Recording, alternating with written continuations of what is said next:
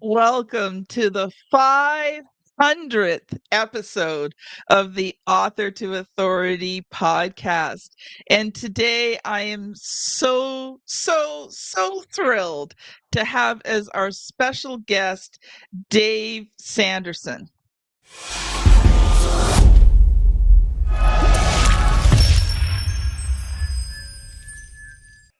Kim, I'm blown away. I've never been to 500th of anything, so thank you so much for allowing me to be with you on such a special day, a special episode. Now, Dave is a nationally recognized leadership speaker. He's an accomplished author. He's the inspirational survivor of what is known as the miracle on the Hudson, and we're going to talk about that today. As the last passenger off of U.S. Airways Flight 1549, which had to ditch into the river, he took the lessons he learned from that profound experience in the frigid water. He emerged from the wreckage with a mission to encourage others to do the right thing and share how to bounce back with resiliency to address any adversity they may face. Now, not only is he a nationally recognized speaker, but he's also the author and contributing author of actually 4 and at least 3 internationally best-selling books, including Moments Matter, Brace for Impact, From Turmoil to Triumph, and his newest book just released in January, The Limitless Life, which I had the honor of privilege of helping Dave with. Now, after 36 years in sales and sales leaderships with roles in companies such as ADP, Peoplesoft, and Oracle, Dave founded his executive coaching and personal leadership firm, Dave Sanderson Speaks International, on January 15th, 2014. In addition to his 36 years in sales and sales leadership, he was the director of security for Tony Robbins for over 10 years and was recently named one of the top 100. Yeah, that's 100 leadership speakers on Inc.com. Over the last 10 years, his talks have raised over 14.8 million US dollars for the American Red Cross. And he lives in Charlotte, North Carolina with Terry, his wife of 37 years, and has 4 children, Chelsea, Colleen, Courtney, and Chance. Man, that's a lot of C's to try to remember. I didn't get a vote for any of them, Kim. That was my wife right there. Yeah. Dave, welcome to the show. I'm so glad to have you. Well, thanks again. I'm really excited. Congratulations on 500. That's quite an accomplishment. So congratulations. Well, we've worked together for the last few years now, and one of the discussions that you and I have on a regular basis is how consistency plays such a role in success. Yeah, I mean, I think even as we were working together on our book projects, it's all about consistency, right? I mean, you got to put a discipline together to be able to, I think, to get any outcome you're really committed to. I mean, a lot of people should do things, and they should all the time, but with people who make it a must are consistent and have discipline, and that's how things get accomplished. So, I commend you because you put a system in place, a process in place to help me be able to stay consistent and disciplined, getting some of our projects done. And then we had Destiny in the background giving you constant reminders. Dave. You always need a destiny someplace, right? I have mine. I have my Kelly. You've got your destiny. That's correct. Oh, Yep. so Dave, let's just go back because some people might not know your story. So we want to cover your story today. We want to cover the lessons that you've learned. And then we're going to talk actually about the 2 books that we worked on together. But first, share with me, about that day just over 15 years ago that radically changed your life. Well, thank you again, Kim. I was so honored you were able to come to New York City on the 15th anniversary and actually see where this happened. It's once you see it and actually see it in a winter kind of in time of year, so you can actually see the effects. I think it has a lot more impact. But here's the highlights. I wasn't supposed to be on that plane. I was scheduled on a later flight, but I had the opportunity to come home early because our business day got done early. So end of a 3-day business trip, I travel a lot. Let's get home. So I wasn't supposed to be on that plane. So, I got on the plane. I gave up a first class seat to go to seat 15A. That's 4 rows behind the left wing. And as usual, I didn't pay attention because I know everything. Just like everybody else, I know everything, right? So, I don't know, I just put my head down, started reading the magazine. But as we know, about 60 seconds after we took off is when there was an explosion. And that's what got my attention, because I never heard an explosion on a plane. So that sort of rocked me a little bit. So I looked out the window and saw fire coming out underneath the left wing. So I knew something had happened. But, I fly so often, I know these planes all have multiple engines. So, okay, the engine got knocked out. We'll go back to the airport. I'm not getting home early, but you know what? We'll go back to the airport. So as it started banking, I started looking out the window. All of a sudden, I saw the skyline of Manhattan. I'm like, I've never seen this before, right? I'm like, sort of that definitely caught my eye. I'm like, I've never seen the skyline of Manhattan as I was going in to LaGuardia. And as we started looking out a little further, I saw this bridge coming up. I've never seen a bridge that close up and personal. I'm like, okay, something's going on. And then, of course, right as we start crossing over the George Washington Bridge, so when I heard the captain say his famous words, "This is your captain, brace for impact." And that's when I knew something serious was going to happen, because when you hear something like that come from the cockpit and you have no power, you're descending quickly, all you see is river, there's a bridge, things start adding up pretty quickly. So that's when I had to start checking in. And people ask me, "What's that like?" I said, "Well, I prayed." First thing I did is I prayed, and I prayed for three things. I prayed whoever the dude is up front, get me down. Whoever the last person I talked to he was my client over in Brooklyn that called my wife. Told her I loved her. And the third thing is I prayed to God to forgive my sins. I don't want anything between me and God. We're going down. I want to go up, and it's not looking good right now. So I wanted to make sure I was checked in. And about 60 seconds after we crossed over the George Washington, when we crashed into the river. And it was a hard hit. He estimates he hit between 110, 120 miles an hour. So it was an extremely hard hit. So when we hit, I went back in my seat and up my seat. It was like a jarring hit. When I came back up, I looked out the window, and I saw light. So I knew I had a shot, but also I'm a Christian, and knowing light is good. The light's good, right? You don't want to be in darkness, right? We're in darkness enough in our lives. Now we see light. We at least that, but we know now we have a shot, but it wasn't out. Because as the plane landed, it sort of hit on the backside first, and water started coming in. And all of a sudden, where I was sitting was about anywhere from ankle to knee deep water immediately. And this is 36-degree water. So it's coming in fast. So, my game plan, Kim, I grew up playing sports, as you know, and, playing sports, and even in business, even before I went to business, you always have a game plan. What's my game plan? What am I going to get? What do I want to do to execute? And my game plan was aisle up out. So as we were going down that last 60 seconds, and aisle up out in my head. So I knew what my game plan was. So when I got to the aisle, I was okay, all right, aisle, going up to the door and out. Everything changed, because that's when I heard my mom start talking to me. And my mom passed away in 1997. But when I was a child, there was something she would tell me, and probably my sister and brother, she probably told us all the same thing. If you do the right thing, God will take care of you. And see, as I look back at that, what she said in my head and I heard, my mother never told me. She said, if you do the right thing. It was like she was giving me the choice. And, I could have gone out and that would have been fine. But, the way I was raised is I grew up in a small town where everybody knew each other and everybody cared about each other. So everybody took care of each other. So instead of going out, I climbed over the seats to go towards the back of the plane just to see if anybody needed help. And things were moving pretty quick. And the water was about chest deep in the back, because the angle of the plane you see on the big picture from the front doesn't show you that actually the back of the plane is actually submerged. It's already submerged. So it's already about chest deep water. So, I get behind the last person. I'm making my way out. It's dark. As you remember, it's late afternoon, winter, New York, and you're already underwater. So, and you have luggage is floating in the water. So you're running into things as you're walking out. But the first light that I saw was on the right at 10F. I'm like, I'm out of here. Time to go. But then I looked out and I was like, I'm ready to get out of that wing like everybody else. But you look out, that wing was already filled. And the lifeboat right there was filled. But all of a sudden, people are already being rescued by the ferries. That's why I tell people, whoever said it got it right when they said that the crew got everybody down that day. The crew and passengers got everybody out, but the real heroes were the first responders.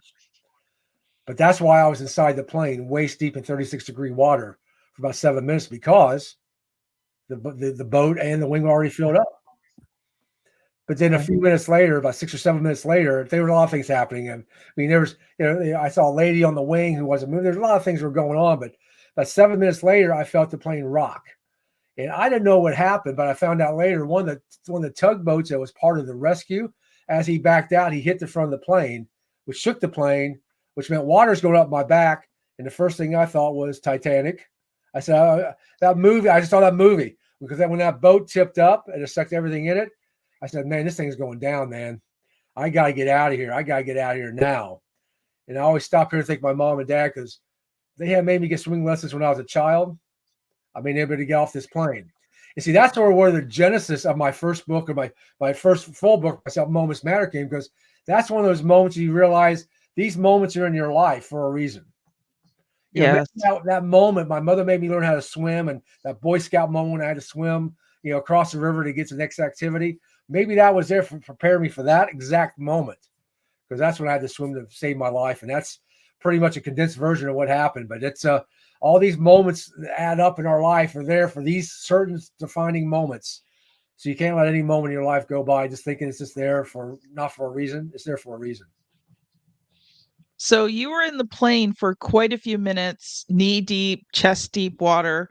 And then so when you got off the plane, you swam to the ferry. Is that correct? Correct. I had to swim, and as I swam as close as I could to that wing, just so I had something to look at. Right, I had something there, and I tell people that's the longest 15 yard swim of my life, because not only was the water 36 degrees, and I was fully clothed, but there was Yeah. also jet fuel in the water, and that's why I wear Ooh. glasses today, because when there's a picture of me in the hospital and all the media that night, they took a picture, and I was like having a hard time seeing because they found out when I got back to home and I went to the optometrist, I had jet fuel in my eyes and little specks of jet fuel that were causing. So that's why I wear glasses. But I got there though.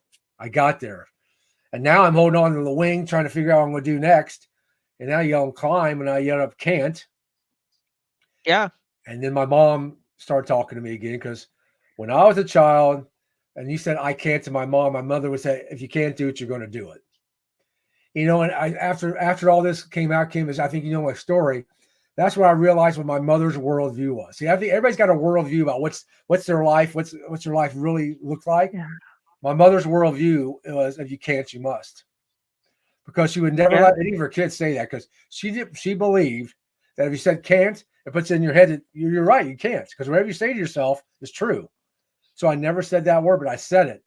And I heard it's like, that's why I got one arm up and the other arm up and started climbing until I couldn't climb anymore. And two gentlemen grabbed me and pulled me on the ferry. And that's how I got out of the water to get to the ferry. And that's Well, yeah, because at amazing. this point you're hypothermic, right? Your body's shutting down. And so it would have taken every last ounce of your strength to pull yourself up. And I think in those moments, God honors that. Like he gives us the strength. When I was giving birth to my first child, I had been in labor for a very long time, a very hard, very severe labor. I had been pushing for over 2 hours, completely, totally, physically, mentally, emotionally exhausted. I had nothing left. And the doctor's telling me I've got to push this kid out who's stuck. And I'm like, God, I can't do this. Like, I can't. And, all of a sudden it was just like, God, you've got to help me. Like, I don't have anything left in me to bring this child into the world. And, there was just this one moment where I just felt like this surge of strength it came from the top of my head. So it's not like a normal place, but literally just top of my head, through my body, and I pushed my son out. But, in that moment, I had nothing. Yeah. I had absolutely nothing. And yet, God is faithful. Yeah. I think that on that day, and this is my belief only, you can believe whatever you want to believe, but God said, you served. You served. Yeah. Now you need to be served. So I think that's what, from that point forward is when people started taking care of me. Because before then it was just go, trying to handle the situation. But I think sometimes you just give it up, say, you know what, I've given it. It happened to me a couple of weeks ago, likewise, when I was on another plane and had another plane incident, emergency landing. And, I gave. And then it came to a point, I said, the first captain said, you're pretty resourceful. I said, yeah. But I got to a point where I said, I'm out of resourcefulness right now. I just need someone to take care of me. And someone did take care of me. So I believe what happened to you would have happened to me. You get to that point where you serve to the point where you need help, and it's not Yeah. you're not weak if you ask for help. You're not No. weak. You just sometimes, like that story of Jacob, with God wrestling with Jacob, right? He wrestled. Jacob did not give up. Until Yeah. bless me, right? He blessed me, and I'll give up. And God respected that. God respected Yeah. that. Named him after a whole country, right? A whole tribe. So If you've never heard of the story of the miracle on the Hudson, I recommend you watch the movie Sully.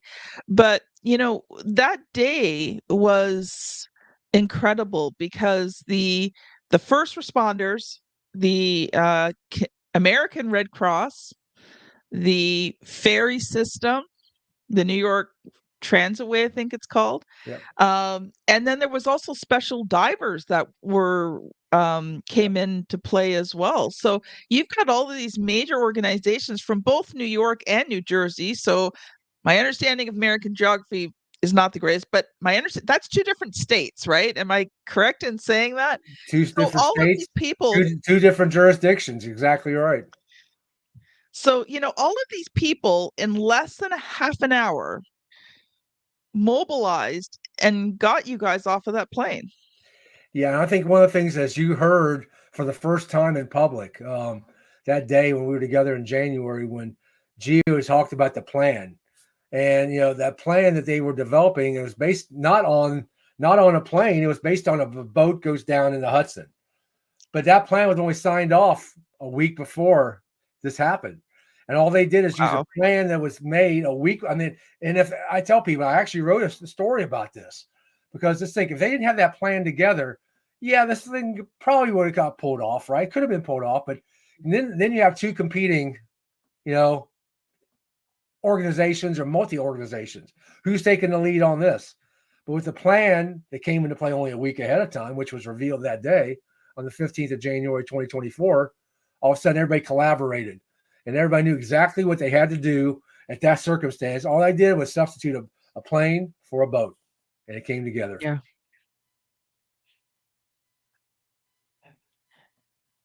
Now, you've written several books, and I've helped you with two of them. But the two books that we worked on, you've shared a lot of lessons, but especially your newest one, The Limitless Life, that was Yeah. 15 lessons. And so I want to switch gears here from your story to the lessons Sure. learned. And I want you to include the one that you talked about on the 15th for the first time. So the 1%. Go into that one too, because that was an amazing revelation. Actually, I think that needs to be the name of your next book, to be honest. Yeah, I mean, thank you, Kim, because that day, as you know the backstory, because you were with me, when I was going to make those final remarks, I already had my final remarks ready to rock. That's the way I do. I plan. Okay, I knew what I'm going to say, but all of a sudden I looked out and saw all these first responding units and all these people that come together just to recognize and celebrate these people who served. There were two things that sort of came out. Number one was, with inclusion, there's a power in unity.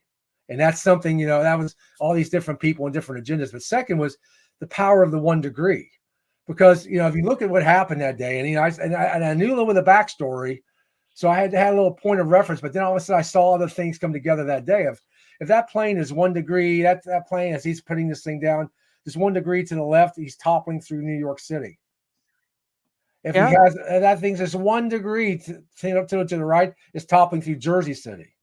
If it's 1 degree just a little bit down, it's going straight to the bottom of the Hudson.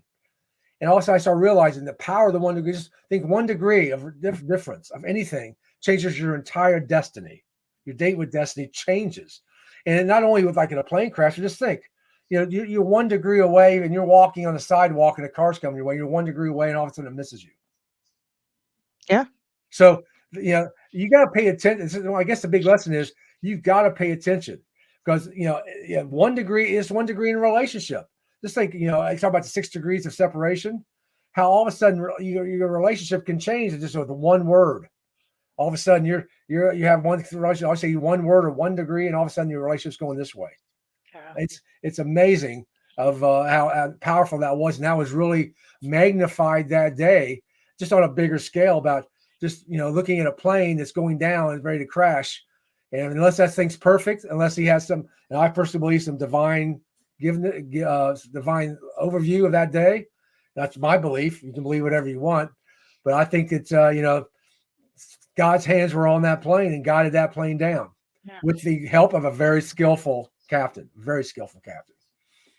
Yeah.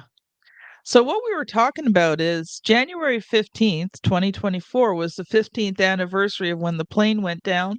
And I had the honor of being with Dave in New York, the New York Transit Waterway Transit. Waterways. Yep, New York waterways. Yeah. And Dave held a ceremony there celebrating the first responders because there's been a lot of attention over the years to the captain and the first officer. There was a lot of attention paid to some different people, but those first responders really didn't receive the recognition that they deserved. And Dave felt that they needed to be recognized, especially on the 15th anniversary. And so we had a ceremony right where the ferry docked. Yeah. On the New York side to celebrate the first responders. And if you Google it, it was on a lot of the news channels and that you could see parts of it. Dave, if you've got a link to it, we'll put a link to that in the show notes. But you know, after that, and that's where the Limitless Life. So you've got, your first two books kind of covered just before and during the plane crash. The Limitless Life kind of covered the end part of the plane crash and then the things that happened afterwards. So Dave, I would love for you to speak for a few minutes because the Limitless Life, you've got 15 amazing lessons in there. And of course, one of my favorite is learn as a publisher is learn how to edit. I like doing that. And as you know, that was After the with last you. chapter we put in because we were thinking we took something else to put that one in. So yeah. But I would love for you Yeah. to share a little bit, about those 15 lessons and, how can people create opportunity out of uncertainty? Well, thank you, because this was sort of a dream that came around a year before that. As you know, I did a couple of videos for the 14th anniversary. I'm like, and you and I had this conversation. It's like, maybe this is like a book or a manuscript for somebody who's maybe had gone through a challenging situation, but needs some thoughts or ideas on how to bounce back. Because the most often asked question I still get on interviews is, how'd you get back on a plane after you went through a plane crash? And what I realized over the years is that question is not that question. The question is really, how did you bounce Mm, back with resiliency to be able to create an opportunity out when all this uncertainty was going on in your life? And that's how this was the dream of the genesis of the book. And mm. as you know, I think the overarching, there's the one lesson we talk about in one of the chapters, excuse me, but it's the overarching is how to aviate, navigate, and communicate. Because I think that's Yes. when people had to go through COVID. And I think I use COVID as sort of an example because everybody in the world was affected one way or another. Yes. Either we had to go through it or we had somebody who unfortunately had to experience it and or not make it. But the people that not only survived but thrived during it did those three things. And I learned that by, I was actually in Orlando, Florida, talking to a captain. And he said, what your captain did that day is he said he aviated, navigated, and communicated. I'm like, what's that? And he explained it to me. And this is exactly what happened to those who survived and thrived through COVID. And what we do as entrepreneurs and business people, aviate. What does aviate mean? It means keeping your plane up. So it gives you an opportunity to do something else. So during that situation on the Miracle on the Hudson, the captain and the first officer had to keep the plane going until they could make a decision. Over Yes. COVID, people who survived and thrived kept something going, at least kept a positive attitude, kept it going long enough to figure out, okay, what's my next move? Oh, I got to move to virtual. Okay. So aviate. Second is navigate. You got to have a game plan. You got to have a process. And that's what happened the second time on that plane. Because once he kept the plane going as long as he could, he had four choices. Four choices were I can go into I got the ocean right here. I can put it down right here. Not a good choice. Second choice was he could have gone into Teterboro, the airport that was on the right, New Jersey. Could have. Too many big buildings. He gets too low, takes a building out. Not a good choice. Third option was, okay, you take it back to LaGuardia. And once you see the movie Sully, you realize that's really not a choice because it was a maybe go or no go. It could have made it or not made it. Fourth choice was the river. And then he had to use a skill set. So second point, and even like we all learned, is you got to have a game plan, a process. So First step is what? Keep your plane going. Second point is get a process. And third is communicate. And what communicate means is not so much externally, it's more internally with your own mind. How do you talk? Mm, How do you manage your mind? And there's three ways that you talk about managing your state through your physiology, what you focus on, and what you your internal representations, how you talk to yourself. So I think that was one of my favorite chapters because that's exactly not only what happened that day, but how I kept things going and how people keep things going. So that's really one of the biggest lessons out of that. And one of the other ones I really love to talk about is being less assuming. And what's yes. and one of the biggest lessons I learned out of the Miracle on the Hudson was be less judgmental. And it came out of an episode when I was in the green room of Good Morning America with the crew and some other passengers after we were on Good Morning America. And one of the passengers got emotional. And I quit Mm, to judge him. I'm like, what's wrong with this guy? I mean, we're on national TV and we survived a plane crash. I mean, pretty good stuff. And all of a sudden, I found out that he had was going through a divorce and he lost his job since the Miracle on the Hudson. And I questioned, I said, how many times have I judged somebody so quickly? mm. And it's cost me either money, relationships, time, whatever it is. And I said, what if I could just change one thing out of this whole situation? One thing in my life is to be less judgmental, less assuming. How could that change my life? And that's the one, Kim, that opened up everything. This is why we're having this conversation today.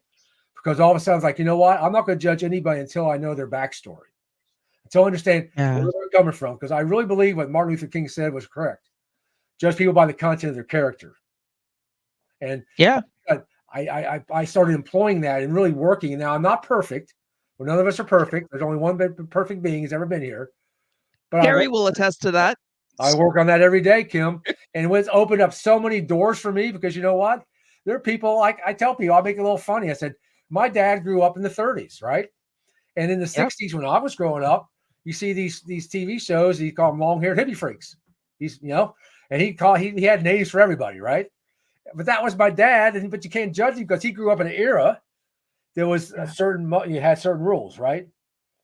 But I look back and say, what if my dad was less judgmental? Maybe he would have been more accepting of some of these folks that he probably stayed away from. So those are two of my favorite chapters. I mean, there's 13 other ones like the editing one. Editing really, helped me out in my life how to set boundaries. So yeah, I'm so excited about this. I can't wait to share this more in the coming weeks here in Canada. Yes, because actually, this will have already happened by the time the episode aired, but you are going to be in Canada doing a lot of television and media appearances promoting the book. So, talk Yep. a little bit about that because we do have a lot of, consultants, professionals, and speakers who listen to this podcast. And, some of them may be wondering, how do you kind of get into the media? How do you get into speaking? I mean, obviously, you're named one of the top 100 leadership speakers in Inc. So maybe just take a few minutes and actually, talk about that speaker side and how did you develop it? Because I know many of our audience, that's something that they would like to do. Yeah, and I wasn't planning on being a speaker, but I had the opportunity to speak at my church, which had an enormous impact on me because there was a lady there, elderly lady, who came up and after she heard me speak said, I was questioning if there's a God. I don't believe in miracles, but your physical evidence there's a God. He does miracles. And she was elderly, probably in her 80s or so, and she's probably going to her great beyond somewhere in the near future. But whatever I said that day had impacted her. So I knew that I had an impact, but I didn't know what I was doing. So, I really took a couple different approaches. Number one is I did what Zig Ziglar taught. And I love Zig Ziglar. I know he was Tony Robbins before Tony Robbins, to say it that way. That's give you a point of perspective. But he said his first 70 or 80 talks he did them for free. So he did it for Rotaries and Lions Clubs and chambers, churches. Anybody will listen to him because he could practice his technique and perfect his performance. So I did that, number one. But number two, I did what Tony recommended to me. He said, always speak from your heart. Never take a note on stage. Speak from your heart and it'll come through you. So that's how I did it. I was just going to Red Cross events, chambers. Anybody who would listen to me speak and just practice. That's number one. But number two, on the media, see, I think everybody's got a message. And once you figure that message out, you got to figure the message out, right? and you sort of got to bounce it off a few people. Fortunately, I had a mentor and a coach and people I could bounce things off of. And you're one of the people I bounced the book off of, some of these ideas. You got to have your team around you. But I think once you get that, what I found is the media are always looking for something positive. Through all the negative stuff that's going on, they're looking for that positive message.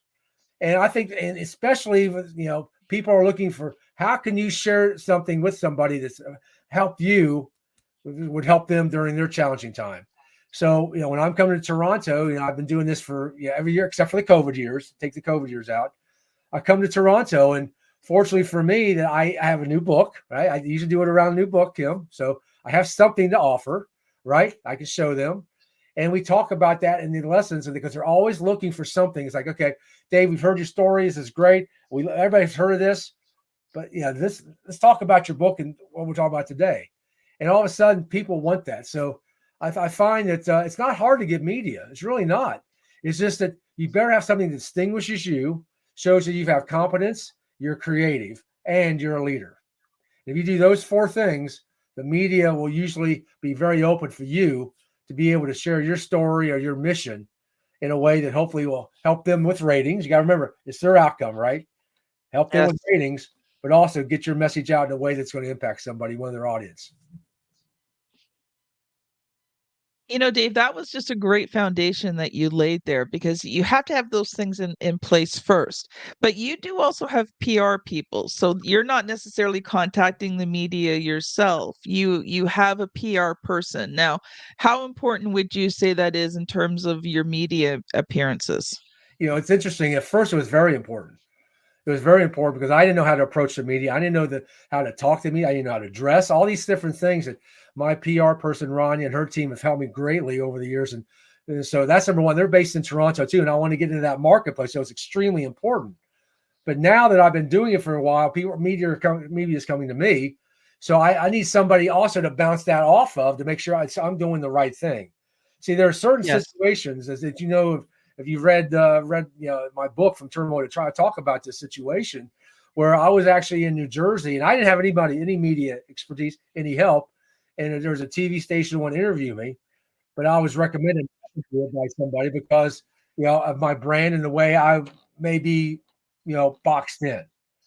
So what I learned from that situation was I need to have somebody who has the savvy, who knows my brand and my messaging to make sure I'm represented in the best, most positive way. Because there are people out there, there is media out there that will take you a different direction because it's all about what they want to do, not what you want to do, what they want to do. Yeah. You got to know that likewise. And that was one of my biggest learning experiences around media. So that's why I have somebody with media experience always on my team. Now, you had something very interesting happen right after the plane crash. You had a conversation with Tony Robbins because you were working with him at that time. Talk about that, because that was something that was really critical that helped you in the days and the months ahead, especially as you started to gain more attention. Yeah, I was in the hospital. I didn't have a phone. My BlackBerry, yes, BlackBerry friends. I had a BlackBerry and it was at the bottom of the Hudson. So I had nothing, but I was the head of security for Tony and I traveled all the time with him. So, but I wasn't thinking about Tony Robbins at that point. I wasn't thinking about Tony. I was just thinking about recovery. But he through his contacts found me in the hospital. And probably 10 o'clock, 10:30 that night, I had a conversation with Tony. And if you go to YouTube, you can actually see the video from that. It says Tony Robbins praises Dave Sanderson. It was about a 10-minute conversation. And I shared some things that happened. He shared with me some mindset. But most importantly, what he did is, he gave me reassurance that, you know what, you did good. You did the right thing. You took care of other people first. He said, now let other people take care of you. And that's what that happened. But the last thing he said to me is, when you get to Los Angeles, give me a call. I want to share some thoughts with you. So, at the end of that conversation, when he said that, I remembered it. So when I was going to Los Angeles to do some interviews of, Bonnie Hunt and Dr. Phil and all that stuff, I called him and he gave me about 2.5, 3 hours of time on the phone. And he was talking with me through the mindset that's going to happen, what to look out for, what I need to do, how I need to start looking to do this my own thing. He was giving me a doctoral on the mindset it's going to take to be able to serve people at a different level.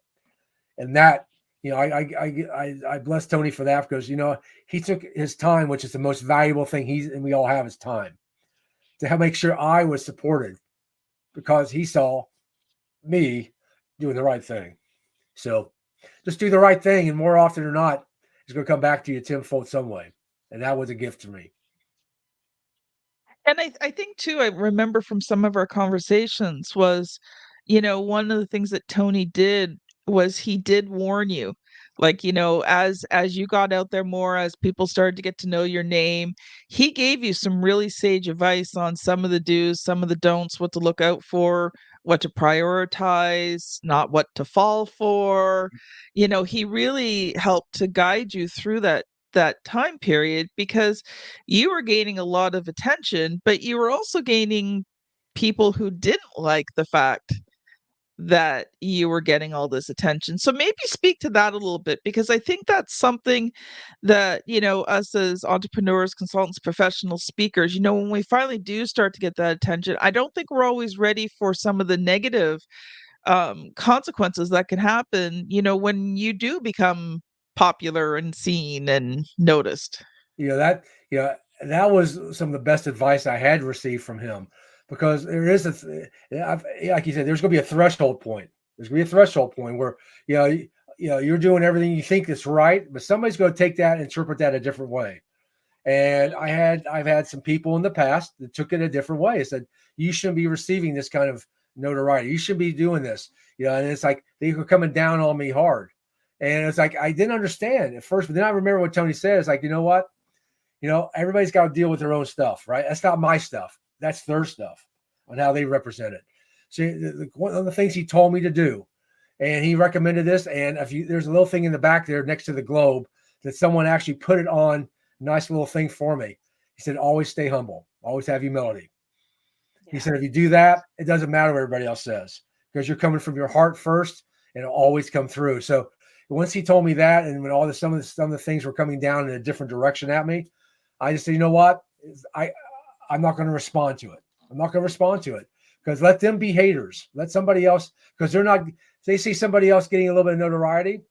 My notoriety is because I'm trying to do something good and help maybe raise money for the Red Cross.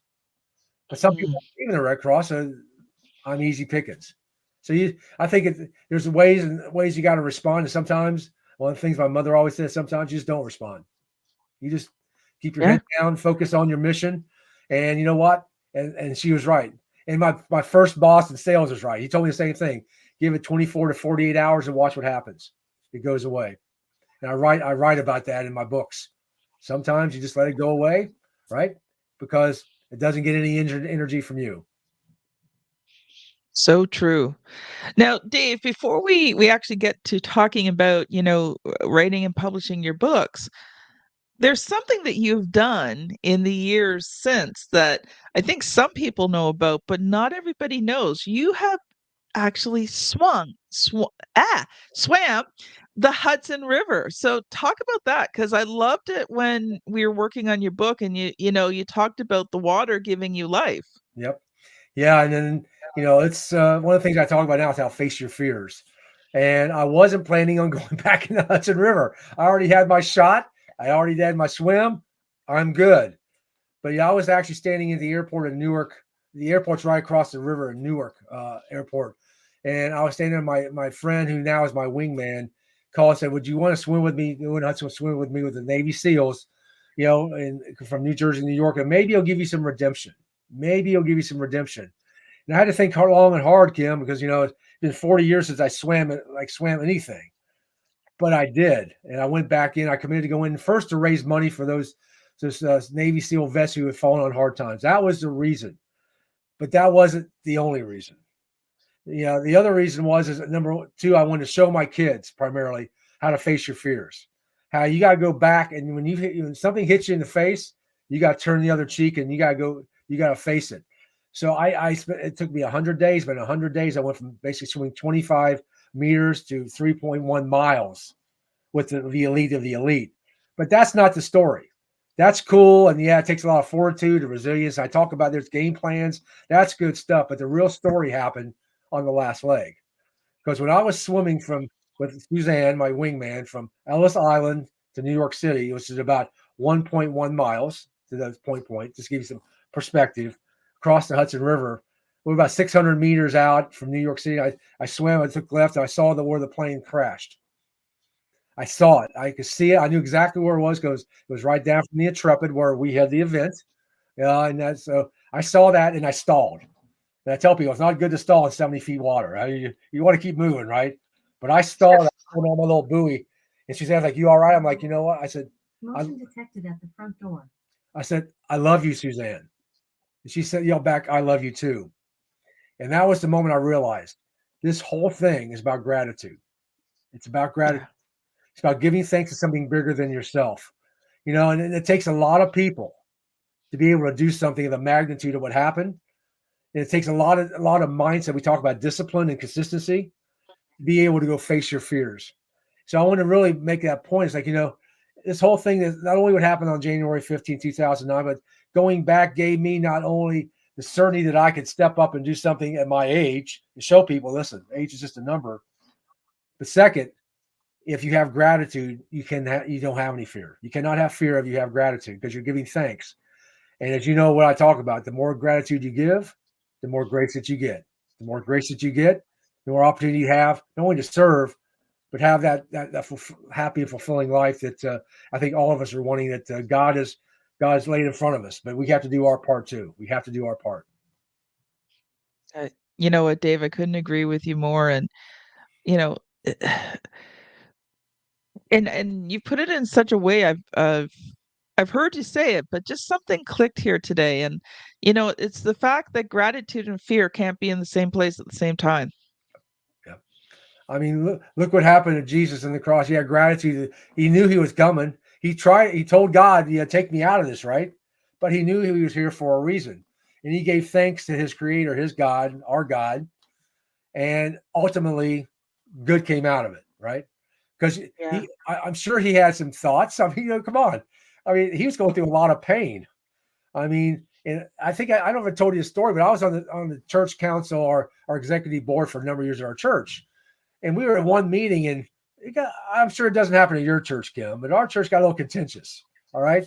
There's some people having little debates. And I was like sitting there going, I'm not following all this. So I looked at Ken, who was our minister. I said, Ken, I said, I'm sure every day in Jesus' life wasn't pixie dust and sunshine. I said, what did Jesus do when stuff like this broke out? He goes, he went outside and prayed. He said he always prayed and gave thanks to his Father, which brought calm. I said, you know what? What a great metaphor, right? You just take a moment when you're going through all those challenging times. Say, you know what? Maybe I'll just take 30 seconds to say, thank you, God. Thank you, Jesus. Thank you, Holy Spirit. And all of a sudden you have some gratitude, and all of a sudden all this energy dissipates and you can focus on what's truly important. And the one thing that's truly important, as I think you believe, whether anybody else believes it, is this: it's glorifying God. Yeah. Yeah. Oh, we've unpacked a lot today already there, Dave, and I think we could definitely do a deep dive, but I do want to talk a little bit about your book because um it was such a wonderful experience getting to work with you on two of the books, Turmoil to Triumph and The Limitless Life. But I want to talk a little bit, about that process of writing books for you, because we did it very collaboratively on both books. But there's a question I ask every single author that comes on the show, so I'm going to ask you the question, and then we'll dive into it a bit. So, what has been the good, the bad, and the ugly about writing, editing, and publishing books? Yeah. So let's always start with the positive, right? One of the great things about writing your own book is I made a determination on Moments Matter and From Turmoil to Triumph and A Limitless Life to self-publish. That way I can control my story. Because I had other people, as you know, we had this discussion. I had people who wanted to publish the book. I I didn't want to lose control. I wanted to make sure that my story was my story. And where I learned this from is on the first book that I actually wrote a chapter from Brace for Impact, is during that time, Kim, there was another book being written called The Miracle on the Hudson. And they came to me and they wanted me to do the same thing. And at first I was very excited. I go, ooh, someone wanted to, but then what they said is I had a contract that said for 1 year, you can't tell this story. Basically, the book's the story. You can't go out and tell your story. I'm like, what? I've already told my story. Yeah. No. So I learned that if I could self-publish, the great thing about it is if I write it, I self-publish it, I can control at least the outcome. Now, the bad side is something we learned on the first book is we had a deadline on the first book, Moments Matter. And we had one on the second book too, but we learned our lesson because the first book's deadline was January 15th, right, of 2016. As I tried to publish right around the anniversary. And we had it done. It was all written, right? And Cindy and I are collaborating. I'm dictating, she's writing, we're doing all this. But we had a big book launch in New Jersey. In fact, there was a billboard on the Lincoln Tunnel about the book launch. I mean, all over. I mean, it was unbelievable. So we had to get the book. So what did we do? We forgot. We didn't edit it. We just got it out there. And all of a sudden, we got it out there. It was great. They had a lot of publicity and all super until I had people writing me and texting me and sending me all these mistakes. I'm like, wow, because we skipped a critical step called editing. So because we had a commitment. So the bad thing is don't make a commitment unless you can live up to that commitment and make sure it's all your I's are dotted and T's are crossed. And so, on the second book, which I had it edited 3 times, you were the third editor because I'm like, I learned my lesson. And as you know, you found things from the second edit and the first edit, we still need to edit, right? So I learned that lesson. So that's the good and the bad. The ugly side is, and I don't think it's ugly personally, but you got to push it yourself. And, but you know what?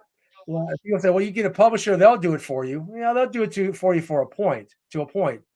But I also learned is if you collaborate with other organizations, they will help you. So the ugly actually around because that's when I said, you know what? I donated a percentage of every copy of Moments Matter and Turmoil to Triumph to the Red Cross.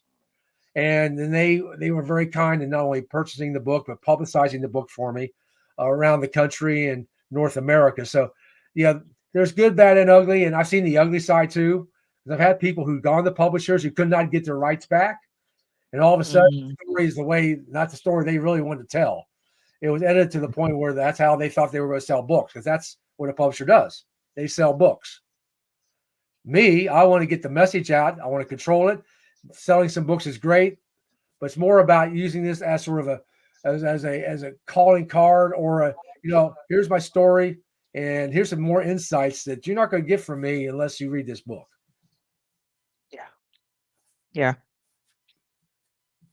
I remember when you first came to me through Larry Levine, and audience, if you've been on the show for any length of time, Larry. I talk about him often, and if you want to know more about Larry and Selling from the Heart, that's episode 427. But I do remember when you first came and you gave me your book, and we were looking at it, and I'm like, okay, like we've got to do a lot of work on this. And so when we started the Limitless Life, you and I had those conversations. Okay, here's the timeline, here's the expectations, here's what got to be done. And then it's like, Dave, we got to get started. Dave, I know you're busy, but if you want this book for the 15th anniversary, we have to get started. Yep. And I think, when you're looking at doing a book, one of the things you talk about a lot is coaching and mentorship. And so, yes, it's going to be speaking about me a little bit, but can you talk about, because you've worked with a couple of different publishers, what was some of the benefits of working, with a publisher to be able to get your book out, and the right publisher? Because I think that's important too. Like you and I, before we ever worked together, we had conversations. We made sure that we were a good fit for each other before. You wanted to make sure that I understood your message, that I was going to be able to keep to timelines. For me, I wanted to make sure that you were going to be the type of person that I partnered with, right? You weren't just hiring me. We were going to be partnering together to get your message out. Yep. And I think, thank you for that, because, I'll take it sort of one level deeper, because one of the things that I did when I was in business, working for companies as a leader, and what I do in my little team right now, and I still do it today, is what's most important to me. There's three things that are really important, but there's one on the end that's more important. First, do you have the confidence to be able to pull it off? Do you have that? Second, do you have the competence to do it? Mhm. And third, I need somebody who's creative, who's going to think out of the box. The fourth is the one that is the determining factor for me. Is, are you a cultural fit with me and my team? Because all these three things can be great, but if you can't culturally fit in my team, or I can't culturally fit into what your process is, it's not going to work. It doesn't really matter. So when we were having those discussions, that's what I was digging for. I knew you were competent because, Larry, I took Larry's recommendation. You did with Larry. Okay. She's competent. She's creative. I like some of the ideas that you had. Right. And, you seem confident, but you know what? I'll take that as a fact because Larry said that she did it. She backed up what she said she was going to back up. But the real question was, can Kim fit into my little world? Can I fit into Kim's little world? So once that was established, then it was like, okay, can we get it on time? And the first one, as you know, it was more about taking all these different. I wrote every word of that book, as you know, every word, and it was been edited twice. But I knew it needed to be edited a third time because I learned my lesson from Moments Matter. I learned my lesson, right? I may be stupid, but I ain't dumb, right? I learned my lesson. So you gave me some creative ideas on how to put it together. So I knew that. So when I was doing the fourth book, which is my third total, just myself, The Limitless Life, I had the concept, but then you and I trusted you enough because the cultural fit to collaborate with you. Say, you know what, I got these 15 lessons, and you knew that I recorded 15 lessons, right? I recorded all but one of those lessons are in this book. The other one is not in there. It's called the editing chapter because that was the last one in. But he said, you know what? We got this. I think we got a book, Kim. So I trusted, based on our cultural fit, that you could figure out how could we structure this in a way to get it done. And you knew, because this is discussion number one. Oh, by the way, the 50th anniversary is about 10 months from now, right? We get this thing done. And yes, the first month or so was slow sledding, and probably because of me. But then you gave me something which Lisa, who's my operation manager, is basically always on me about. Follow the process. Just follow the process. Yeah. And once we start following the process, it all fell into place, right? So that's what I would tell people. I was like, there's a person, does your publisher give you confidence that they can do it? Do they have the confidence they have done it? Are they creative enough to set you apart? But fourth, can they culturally fit? So the other big publishers who approached me didn't have number 4. They had the first 3. They didn't have number 4, right? That's the distinguishing factor, cultural fit. And it's the same for me. I have actually turned away clients because, I didn't feel the synergy. I didn't feel that we fitted with each other.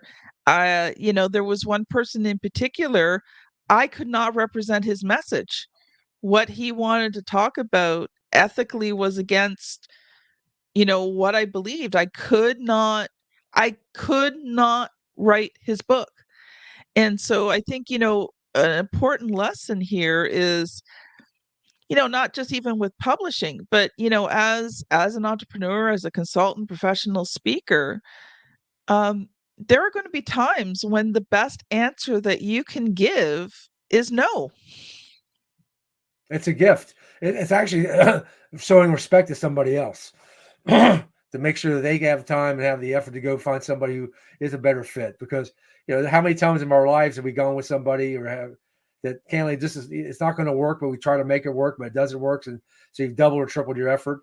So like Stephen Covey says, right? Sharpen the saw one time, right? Don't keep sawing, sharpen it, right? Sharpen the saw and make sure it's right the first time, because then you can cut it easily instead of having to cut. And by the way, it's not cutting. I wonder why it's not cutting. Oh, well, Dave, we are almost at the hour point, so I think we're going to start tying this up. Um, First of all, audience, if you've enjoyed this conversation, you want to check out Dave's books. They are all available on Amazon. So, Moments Matter, From Turmoil to Triumph, The Limitless Life, all the three of those, you can get them on Amazon. Um, Dave, just as we close out, I would love for one final thought from you, and then how can people connect with you? Because you know what? I'm sure that there was a lot that was stirred up today. I know you're very active on LinkedIn, and you post a lot there. But how can people connect with you? Yeah, thank you. I mean, LinkedIn would be ideal because that's where I put my new content out every week. As you know, I write a blog or an article every week, so I can share some new content with people. So LinkedIn's great for that kind of. If you want to connect with me, I always connect with back very quickly, or my website at DaveSandersonSpeaks.com, where as most people, we're always in constant upgrading. But you can check out some of my new content there, my books, my new videos, some of the new topics that I'm really delving into, and also, one thing I'll offer to everybody is, because I appreciate you being a part of my magazine, and I have my own magazine called Moments Matter, and every quarter we do a new edition. And if you go to my website at DaveSandersonSpeaks.com, go to it says books and magazines, go to magazines, you can get a digital free copy of the digital magazine, or if you give us your name and address, we'll send you a physical copy likewise if you like to do it that way to have a physical copy. But Kim was so kind to be a part of our magazine a couple quarters ago, and it's amazing how this one little magazine is being able to expose so many other people's stories about the moment in their life that changed them, that triggered them. And that's what my magazine's about. And, it's one of the things I learned from being with Tony. If you want to be outstanding, you got to stand out. You got to do something different. And the magazine allows me to be able to promote other people and what they do so people can see it does. It's one moment. It's not a Mm. lifetimes of made of moments. It's the one moment that everything triggers for somebody. And that's what changes the direction and destiny of our lives. And that's what Moments Matter, the magazine's about. So check it out on my website likewise and get a free digital copy. The next edition is coming out later this week, Kim.